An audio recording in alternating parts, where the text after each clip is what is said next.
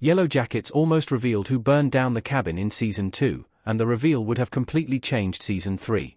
During the Yellowjackets Season 2 finale, a fire broke out in the cabin, which forced the teenage survivors to evacuate. At the time, it was presumed that Coach Ben Scott, Steven Kruger, started the fire. A rift had been gradually forming between Coach Ben and the Yellowjackets throughout Season 2, especially after they resorted to cannibalism by eating the corpse of their teammate, Jackie Taylor, Ella Purnell.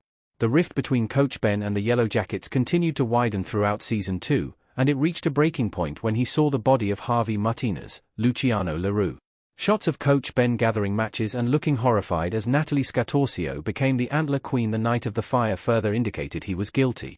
Season 3 went in a different direction, with the true story behind the cabin's destruction still being an unsolved Yellowjackets mystery, but Season 2 originally revealed the true culprit.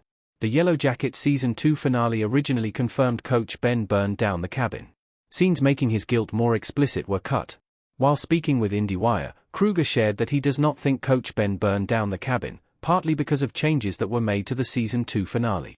He revealed that originally, there were scenes filmed toward the end of Season 2 explicitly confirming that Coach Ben was responsible for the cabin fire. However, these scenes were ultimately cut, as the show opted to make it ambiguous whether he was involved in the cabin's destruction. Keeping these scenes in would have removed any ambiguity about Coach Ben's guilt.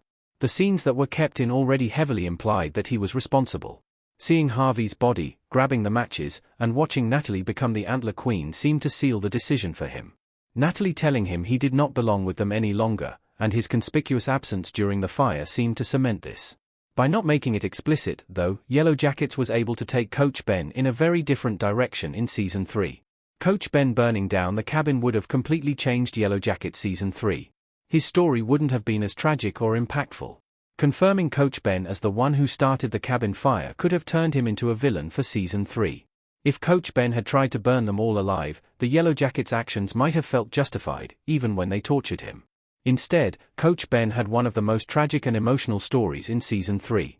Seeing the Yellowjackets through his perspective made their dark transformation more chilling to watch, further highlighting how far they had fallen from who they were before they crashed in the wilderness. Coach Ben burning down the cabin also would have made it too easy for the teenage survivors to agree that he should be killed. The disagreements about whether he did it made it more challenging to agree on his fate. This contributed to further division within the group that endured beyond his death and set up Yellowjackets Season 3's ending, where the group was split between those who wanted to stay in the wilderness and those who wanted to leave. Will Yellowjackets ever answer the cabin mystery? The show is running out of time to address it. The cabin in the forest in Yellowjackets. While Coach Ben made it clear that it wasn't him who burned the cabin down is still a lingering Yellowjackets mystery.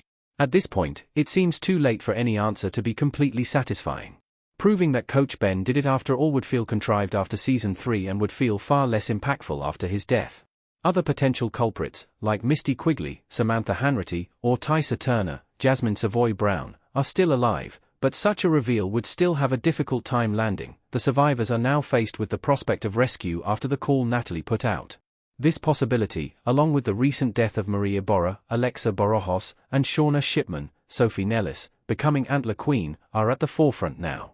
They successfully adapted to the wilderness without the cabin, and at this point, who burned it down is the least of their concerns.